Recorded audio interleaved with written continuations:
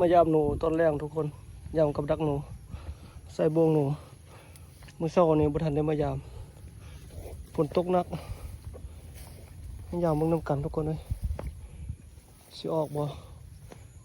เข้าก็เรื่องเหลืองแล้วนี่หลังนึงหลังนี้เห็นเวียกบ่ติดหลังนี้บัดนี้หลังนี้เป็นโอ้ยเรียบร้อยทุกคนโอ้โอ้โถโอ้โถโอ้ยังโอ้ยังไงเลยทุกคนเบิ่งเด้อให้เบิ่งกันต่อเถอะโอ้ถึกแต่เศร้าทุกคนบ่ได้มาเอาบ่ได้มายามมื้อเช้านี่โอเคทุกคนเดี๋ยวขึ้นก่อนออกมาแล้วทุกคนโอ้ยังไงเลยพูดนะโอเค